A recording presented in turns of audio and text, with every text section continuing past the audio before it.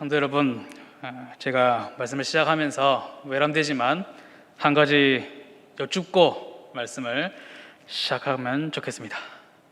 왜 사십니까? 왜 사십니까? 사실 이것은 저의 외람된 질문은 아니고 철학의 가장 고차원적인 질문이죠. 왜 살까? 여러 가지 질문으로 변형이 가능합니다. 사람은 무엇이며 사람은 왜 사느냐? 사람은 어디로부터 와서 어디로 가느냐? 우리 믿음의 사람들에게는 이렇게도 바꿔서 물을 수 있습니다. 나는 무엇을 믿으며 어떻게 살 것인가? 자신의 정체성을 찾는 가장 중요한 시기인 청소년 시기에 제일 가지게 되는 그런 질문도 이것이죠. 나는 누구인가? 나는 무엇을 위해 사는가? 거의 대부분의 교리서, 교리 문답서 가장 첫 번째 나오는 질문은 대부분 이 질문과 동일합니다. 사람의 첫째되고 가장 높은 목적은 무엇인가? 쉽게 말해서 왜 살고 무엇을 위해 사느냐? 사람이 왜 사느냐? 그 질문이죠. 이에 대한 대답도 대부분 한결 같습니다. 하나님을 영화롭게 함과 영원토록 하나님을 온전히 즐거워합니다. 아멘. 제가 한번 이것을 감히 좀 짧게 요약을 해보겠습니다. 사람이 왜 사느냐? 답은 하나님을 예배하기 위해서입니다. 삼성전자에서 만든 갤럭시 폰을 잘 사용하는 법, 혹은 고장이 생기거나 문제가 있거나 혹은 어떻게 쓰는지 모를 때에 그 문제를 해결하기 위해서는 어디를 찾아가야 되겠습니까? 누구에게 물어야 되겠습니까? 삼성전자에게 가서 물어야 되죠. 고장이 났다. 어디 가서 고쳐달라고 문의를 해야 되느냐? 삼성전자 AS 센터를 찾아가야 됩니다. 아이폰을 쓰는 사람들은 누구에게 사고 배우고 고쳐달라고 해야 되겠습니까? 애플에게 가서 사고 묻고 고쳐달라, 그렇게 해야 됩니다. 왜 그렇습니까? 그들이 만들었기 때문이죠. 그들이 주인이기 때문입니다. 사실상 주인이죠. 이 핸드폰 하나는 내가 돈 주고 내가 샀기 때문에 내 거다라고 얘기할 수 있지만, 이 핸드폰을 만들 수 있는 그런 생산권, 제작 권한, 기술, 특허권, 그 모든 것은 삼성전자가 가지고 있고 또 애플이 가지고 있고 그렇습니다. 그러면 사람은 어떻게 해야 되느냐? 사람은 어떻게 살고 좀 문제가 생겼을 때, 마음이든지 영혼이든지 몸이든지 무슨 문제가 생겼을 때 해결하기 위해서는 어디를 찾아가야 되느냐? 누구를 찾아가야 되느냐고 물으시면은 하나님을 찾아가야 되고, 어디를 찾아가야 되느냐 물으신다면 교회를 찾아가셔야 되겠습니다. 하나님께서 모든 능력과 기술과 목적과 뜻을 가지고 사람을 만드신 창조주, 주인이시기 때문이죠. 저번 주일과 또 오늘 우리 초등부 친구들과 예배 가운데 나눈 말씀이 내 몸도 내 것이 아니다. 내 몸도 하나님이 주신 것이다. 성령이 거하시는 전이다. 하나님의 집이다. 물론 내 몸이라고 부릅니다. 그러나 이 몸은 죄 아래 팔리기도 했어요. 심지어 예수님께서 그것을 다시 십자가 보혈로 값주고 온전히 다시 되찾아오신 나의 몸, 나의 삶, 나의 영혼, 만드신 이도 하나님이시고 주인도 하나님이시고, 그것을 다시금 확정하기 위해서 예수님께서 십자가 보혈까지 보여주신 놀라운 그 사랑으로 하나님께서 우리의 주인이시다라는 것을 확실하게 보여주셨습니다.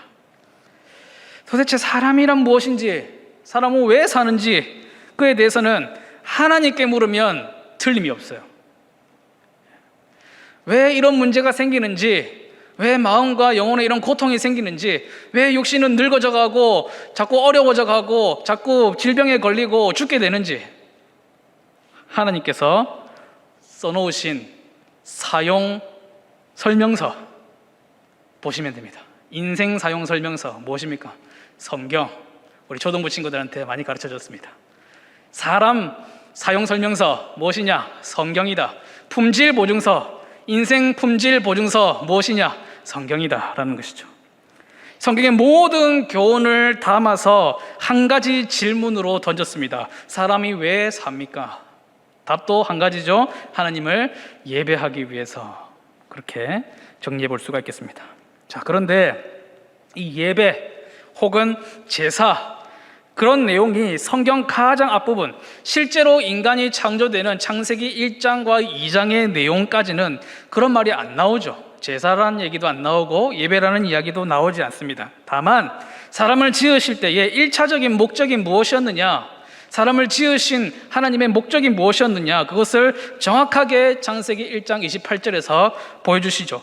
하나님이 그들에게 복을 주시며 하나님이 그들에게 이르시되 생육하고 번성하여 땅에 충만하라, 땅을 정복하라, 바다의 물고기와 하늘의 새와 땅에 움직이는 모든 생물을 다스리라 하시니라. 한마디로 말해서 하나님께서 모든 세상을 지으시고 이 피조 세계를 다스리는 그 권한과 그 일을 사람에게 맡기셨습니다. 거의 정권을 다 맡기셨어요. 씨 맺는 채소와 나무와 모든 것은 너에게 준다. 그러니 내가 정복하고 다스리라, 그렇게 하셨어요. 그래서 아담에게 있어서 가장 예배스러운 일, 가장 하나님을 기쁘시게 하고 영화롭게 하는 일이 무엇이었느냐면 이 세계를 잘 다스리는 게, 에덴 동산을 잘 다스리는 게 가장 예배적인 삶이었습니다. 청지기로서 아주 충성된 일이었던 것이죠. 그런데 그들이 범죄한 후에 이 아담은 피조 세계를 다스리는 자가 아니고 그냥 피조 세계 그 중에 하나로 그냥 떨어져 버려요. 잘 보살피고 잘 다스리기만 하면 먹을 거, 마실 거, 입을 거 뭐 아무런 걱정 문제가 없었는데 이제는 피조 세계의 만물들과 씨름하지 않으면, 내가 경작하고 내가 씨름하지 않으면 의식주의 문제, 먹고 마시는 모든 문제를 해결할 수가 없게 됐어요. 그의 아내는 출산의 고통을 몇 배나 크게 감당해야만 했습니다. 하지만 청지기에서 인류의 첫 죄인으로 자리가 바뀐 것이지 그들이 놀고 먹는 사람이 일해야 되는 사람으로 바뀐 것은 아닙니다. 원래부터 세상을 정복하고 다스리는 임무가 있었습니다. 하나님께서는 인간을 지으시기를 하나님과의 동력, 함께 일함을 위해서 지으셨다라는 것이죠. 그리고 이것이 하나님을 예배하기 위하여 사는 인생이라는 그 발자취의 첫 걸음이었습니다. 그 뒤로 하나님께서는 안식을 계속해서 강조하세요. 몇 번을 강조하시는지 모릅니다. 오늘 본문 십계명에서 그 안식일을 말씀하시는 부분이 나오는데 십계명 중에서 두 번째로 설명이 긴 게 이 계명입니다. 첫 번째로 설명이 긴 계명은 우상을 만들지 마라. 그거는 설명이 길 수밖에 없죠. 무슨 우상을 만들지 마라, 하늘의 것, 땅의 것, 뭐 어느 것도 만들지 말고 절하지도 말고, 그런 설명들이 더해져 있습니다. 그리고 그 다음으로 가장 긴 설명이 붙어 있는 것이 바로 안식일을 기억하여 거룩하게 지키라라는 것입니다. 쉬고 놀고 안식하는 거 싫어하는 사람이 어디 있겠습니까? 그죠? 그런데도 이렇게 안식을 강조하신 이유가 뭘까? 그것이 9절에 나오는 거예요. 오늘 읽었던 9절에 보시면 엿새 동안은 힘써 내 모든 일을 행할 것이나, 아멘. 너에게 맡겨진 일, 노동을 열심히 해라. 그러나 어디를 침범하지 마라. 내가 세운 안식일에 온전히 안식하는 그 일을 침범하지 마라. 그렇게 강력하게 말씀을 하십니다. 종교개혁자 루터는 노동을 굉장히 신성하고 중요한 것으로 여겼습니다. 당시의 평민, 노동자 이런 사람들은 그 조심성이 없어가지고 쏟을 수 있다. 그래가지고 이 성찬을 할 때에도 떡은 나눠주는데 떡은 떨어뜨려도 다시 주워 먹을 수 있지만 잔은 쏟으면 다시 거둬들일 수가 없으니 저들에게는 잔을 돌리지 말고 떡만 줘라. 그런 차별, 그런 악한 발상들이 어디에서 나왔느냐면 노동하는 자들이라는 것입니다. 노동을 천하게 여기는, 육체의 땀을 흘리는 일을 천하게 여기는 그 시대 풍조에서 왔던 것이죠. 루터는 노동이야말로 하나님께서 사람을 지으신 목적이라고 이야기를 했습니다. 오직 믿음으로만 사람의 어떤 선한 행위나 어떤 고행이나 행위로 구원을 얻을 수 없다고 강조하던, 사람의 모든 행위를 부정하던 루터가 노동을 굉장히 중요한 것으로, 신성한 것으로, 하나님의 주신 일로 그렇게 보았다는 것이죠. 사실 루터뿐만 아니라 그 훨씬 전부터 노동을 중요하게 말씀하신 분이 있습니다. 사도 바울이죠. 데살로니가 후서 3장 6절의 말씀에 우리가 너희와 함께 있을 때에도 너에게 명하기를 누구든지 일하기 싫어하거든 먹지도 말게 하라 하였더니, 예수님께서는 썩을 양식을 위하여 일하지 말고 영생하도록 있는 양식을 위해서 하라고 말씀을 하셨는데 바울은 일하기 싫어하면 먹이지 마라 그랬어요. 이 말씀이 뭐 부딪히고 상충되는 말씀은 아니라는 것 이해를 하시죠, 그죠? 게을러서 자신이 해야 할 일, 마땅히 해야 할 일을 감당하지 않는 자는 먹을 자격이 없다. 그 말씀과 하나님 나라를 바라보면서 너희는 열심히 충성을 다하여 일하라, 힘써 일하라, 그 말씀을 합쳐서 생각하면 우리가 노동한다는 것은 그저 입에 풀칠하거나 세상적인 출세를 위해서가 아니라 먹든지 마시든지 무엇을 하든지 하나님의 영광을 위하여 하나님 나라 바라보며 우리가 땀을 흘리는 것이다. 그것으로 정리를 할 수가 있는 것이죠. 이 일하는 것, 노동에 대한 이야기를 하자면 또 떠오르는 말씀이 있죠. 바로 마리아와 마르다, 마르다와 마리아 이야기입니다. 예수님께서 손님으로 찾아오셨습니다. 언니 마르다는 예수님을 잘 대접하기 위해서 분주합니다. 이것도 해야 되고 전도 부쳐야 되고 만두도 구워야 되고 밥도 지어야 되고 바빠요. 그리고 동생인 마리아는 예수님의 발치에 앉아서 그분의 말씀을 듣고 있었습니다. 마르다가 그것을 보고 예수님께 가서 말을 하죠. 나 혼자 일하는 것을 보시지 않습니까? 동생을 명하시면 동생도 나를 돕게 할 수 있으십니다. 그렇게 얘기를 하죠. 그러자 예수님이 이렇게 대답합니다. 누가복음 10장 41절과 42절 말씀입니다. 주께서 대답하여 이르시되 마르다야 마르다야 내가 많은 일로 염려하고 근심하나 몇 가지만 하든지 혹은 한 가지만이라도 족하니라. 마리아는 이 좋은 편을 택하였으니 빼앗기지 아니하리라 하시니라. 그렇게 말씀합니다. 예수님의 대답을 보면 마르다에게는 조금 핀잔을 주고 뭐 그래 뭐 바쁘노 이렇게 핀잔을 주고, 마리아는 내 말씀 잘 듣고 내 발치에 앉아서 참 귀엽다 사랑스럽다 칭찬하시는 것으로 보여요. 일하는 것이 중요한 것이 아니라 말씀을 듣는 것이 중요하다, 그 얘기를 하시는 것 같단 말이죠. 그런데 당시에 유대인들이 가지고 있는 율법을 집대성한 정리한 미시나에는 손님 대접법이 있습니다. 손님 대접법에는 주인의 권리를 손님으로 오신 지혜자에게 넘겨주라라고 되어 있습니다. 언니인 마르다의 이름의 뜻이 무엇인지 아십니까? 이름의 뜻이 주인이에요. 주인이라는 뜻의 이름입니다. 주인이 예수님께 가서 온전히 권한을 넘겨드립니다. 동생의 명령하시면 일할 것입니다. 예수님 마음대로 하십시오. 예수님께 온전히 이제 주인의 권한을 넘겨드리는 것이죠. 마르다의 입장에서는 율법에 온전히 순종한 것입니다. 충성한 것이죠. 또 하나는 지혜자가 집에 왔을 때에 그에게 눈과 귀를 가까이 청종하라, 그렇게 대목이 나옵니다. 마리아의 이름은 그 뜻이 사랑, 최고의, 그러니까 최고의 좋은 편을 택했으니 빼앗기지 아니하리라 말씀하신 것은 마리아가 마리아를 택했으니 뭐 뺏기지 아니리라, 아마 좀 그렇게 비슷하게 들리지 않았을까 생각이 됩니다. 어쨌든 이 마리아는 그냥 예수님 발치에 앉아 있었던 것이 아니고 요한복음의 내용을 보면 예수님의 발에 향유를 붓고 자기의 머리칼로 그 발을 씻깁니다. 다만 예수님께서 손님으로 가셔서 대단한 것을 원치 않으셨어요. 마르다에게는 몇 가지만 하든지 혹은 하나만 해도 족하다, 그렇게 말씀하신 것에 비하여 마르다는 예수님을 열심히 좀 잘 대접하고 싶은 그런 열심이 있었던 것이죠. 요즘 시대로 비교할 것 같으면 보통 신방을 가보면 이런 일이 일어납니다. 목사님과 교육자들 또 뭐 교구 권사님들과 아니면 장로님들 이렇게 함께 신방을 가보면 그저 우리 성도님들은 과일이라도 차 한 잔이라도 좀 좋은 거 맛있는 거 많이 드시고 그렇게 갔으면 좋겠다, 그렇게 대접을 하고 싶어 하세요. 그러면 저희는 어떻게 하겠습니까? 한 사고 그러지 않으셔도 됩니다. 하나도 안 주셔도 됩니다. 한 개라도 족합니다. 그렇게 말씀을 드리죠. 그러니까 딱 그 모습과 비슷하다고 보시면 돼요. 그러면 준비 안 하셔도 된다, 그러지 않으셔도 된다 말씀을 드리는 게 저희가 막 핀잔을 주고 비판하고 왜 준비했느냐, 준비하지 말했는데 그런 게 아니잖아요, 그죠? 서로 간에 배려죠, 배려. 감사한 일이죠, 서로 간에. 예수님이 마르다를 부르실 때 2번 부르세요. 마르다야 마르다야 이렇게 2번 부르십니다. 그렇게 2번 부르신 것은 마르다 좀 그만 좀 해라, 그만 좀 뭐 그래 바쁘노, 그렇게 해서 2번 부르신 것이 아니라 율법에 순종하여서 네가 나를 그렇게 섬기려고 하니, 나를 주인으로 받으려고 하니 참으로 네가 사랑스럽다, 네가 참 대단하다, 굉장히 인정을 해주시는 것이라고 볼 수 있어요. 그러나 마리아도 자신이 손님을 대접하는 율법에 잘 순종하고 있는 것이니 그대로 둬라.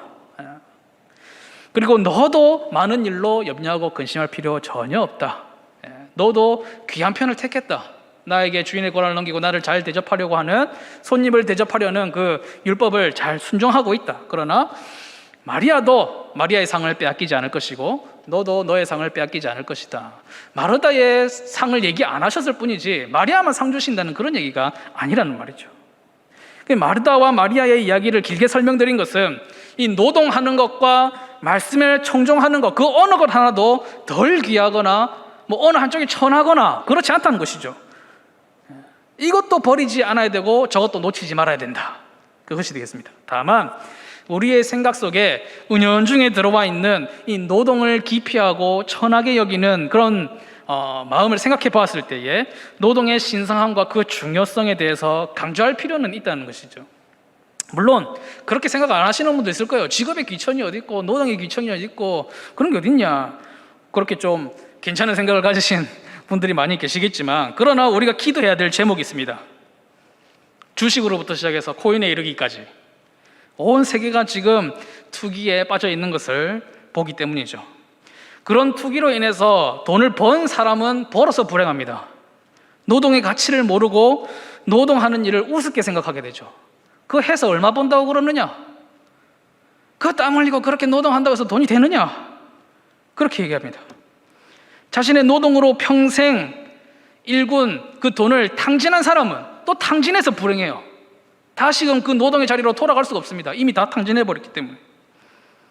말 그대로 이 불로소득을 노리는 사람들은, 노동을 하지 않은 이득을 취하려고 하는 사람들은 다른 일을 하지 못하고 온 마음과 영혼이 거기에 빨려 들어가요. 그러니까 안식을 모르는 거죠. 주일이라고 그거 신경 안 쓰고 눈 딱 감고 완전히 끊어버리고 예배에 온전히 참석했다가 그러고 돌아갈 수가 있겠습니까? 안식일이고 주일이고 휴일이고 그런 게 없는 거죠. 제가 이 얘기를 할까 말까 고민을 했는데, 저도 코인은 아니고 비교적 최근에 주식을 한번 해봤습니다. 공부를 해보려고.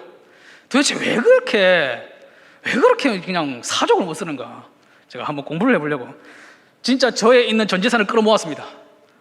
다 끌어모아서 들이부었습니다. 10만 원 10억으로 생각하고. 그때 저에게 있어서 10만 원은 과부의 두 랩돈과 가깝거든요. 돈을 벌겠다는 것은 아니고 뭐 다 잃을까 봐 걱정을 했습니다. 10만 원마저 다 잃을까 봐 걱정을 했는데, 왜 그렇게 난린지 안 해보신 분들도 많이 계시겠지만은 왜 그런지 조금 해보니까 알겠더라고요. 딸랑 10만 원 가지고 하는데 얼마나 그냥 찾아보고 뉴스를 보는 눈이 바뀌어요. 세상 돌아가는 이야기를 보는 게 처음에는 기도 제목을 찾고 감사의 제목을 찾고 우리 교회는 어떻게 할 것인가, 복음은 어떻게 전할 것인가, 그런 걸 고민하면서 보는데, 사건만 터지면 야 이거 주식 어떻게, 뭐만 터졌다 하면 돈 어떻게, 그 10만 원 가지고 그냥 얼마나 변했는지 몇 번마다 확인하고 한 2주 정도 했습니다. 2주 벌지도 못하고 잃지도 않고 빠져나올 수 있었습니다. 제가 만일 돈이 있고 돈 어디서 많이 빌릴 수 있고 그런 사람이었더라면, 한 10억을 투자했더라면, 그죠? 아마 거기서 못 나왔을 것 같아요. 2주 만에. 이게 약간 체험을 해보고 나니까 제가 저의 체험을 믿진 않지만 세상이 어떻게 돌아가는지 알겠더라고요. 이야, 정말 내가 모르는 세계가 있구나. 사람들이 왜 그렇게 사는지 이제 알겠구나. 이런 세계가 있구나. 이 세계가 진짜 세상을 다 돌리고 있는 것 같았어요. 저변에서. 고작 이주하고 다 하는 척 하는 건 아니고요. 인터넷에 실시간 검색어라고 사람들이 인터넷에 들어와서 무엇을 검색을 가장 많이 하는가 나오는 게 있습니다. 순위가 나와요. 거기에 보면 맨날 코인, 주식, 관련주 이런 게 맨날 상위에 올라와 있어요. 뭐만 하면 관련 주식이에요. 뭐 터졌다 하면 관련 주식. 심지어는 사람이 죽어도 관련 주식이에요. 제가 그것을 보고 너무 한탄스럽더라고요. 야, 이제는 사람이 죽어도 관련 주식을 찾는구만.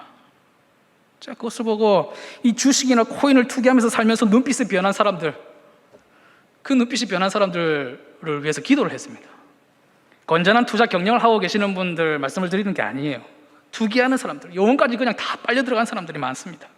제가 앞서 말씀을 드렸지만 그런 사람들이 잃어버리는 게 엄청나게 많지만 공통적으로 잃어버리는 게 무엇이냐? 노동의 가치를 잃어버려요.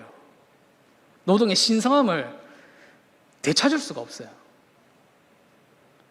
여기에서 오늘 말씀이 눈에 확 들어오는 것이 있죠. 엿새 동안은 힘써 내 모든 것을 행할 것이나 일곱째 날은 내 하나님 여호와 안식일인즉, 중간에 요약하고요, 아무 일도 하지 말라. 사랑하는 성도 여러분, 현대 모든 인생의 로망이요 선망의 대상이라고 할 수 있는 일하지 않고도 돈 많아서 편안하게 먹고 사는 삶, 매일매일이 안식일인 삶. 근데 그런 삶은 하나님의 말씀과 완전히 상반돼요. 6일 동안 열심히 일하라는 말씀에도 상반되고요, 7일째 온전히 안식하라는 말씀에도 상반이 됩니다. 매일 안식하는 사람에게 7일째 안식이 무슨 소용이 있겠습니까? 무슨 의미가 있겠습니까? 제가 대학 4년 때 정말 열심히 공부해 본 적이 있습니다. 대학 4년 때 한 번 진짜 제가 마음을 굳게 먹고 나도 공부 한번 열심히 하면 어떻게 되는가 보고 싶어서 4학년 때 진짜 열심히 해본 적이 있습니다. 그러다가 공부를 열심히 하다가 오랜만에 학교 도서관에 있는 그 컴퓨터실을 가가지고 그때는 싸이월드 뭐 이런 거 하면서 좀 쉬어본 적이 있어요. 그때 불현듯 드는 생각이, 아, 이게 쉬는 거구나. 느낌이 확 오더라고요. 아, 그때 이게 쉰다는 게 무슨 말인지 알겠더라고요. 평소에는 뭐 그렇게 뭐 코피 터지게 열심히 공부하고 그러지 않았다 보니까 사실 뭐 공부하는 때나 뭐 쉬는 때나 뭐 그냥 그게 그거예요. 딱히 느낌이 없었는데, 근데 정말 마음 먹고 한번 내가 맡은 일, 이 공부해야 되는 일, 처리해야 되는 일, 리포트들 열심히 한번 해보겠다는 생각을 가지고 한번 해보니까 반대로 잠깐 쉴 때, 와, 이게 진짜 휴식이구나, 안식이구나, 쉼이구나, 그 느낌이 확 오는 것이죠. 사랑하는 성도 여러분, 우리가 일한다, 노동한다 하면 그것은 썩을 양식을 위한 것이 아니잖아요, 그죠? 우리의 노동은 몸과 마음이 피로하고 땀도 흘리고 하지만은 사람의 제1된 목적인 하나님을 예배하는 신성한 의무를 감당하는 것 중에 굉장히 영적인 일이다라는 것을 생각하셔야 됩니다. 안식일을 기억하여 거룩히 지키라는 그 명령을 온전히 충성하기 위해서는 무엇이 필요하느냐? 진짜 공예배 가운데 누리는 안식을 몸과 영혼과 마음에 확 와닿는 안식이 되도록 엿새 동안 힘써 나의 일을 행하는 것이 배경에 깔려 있습니다.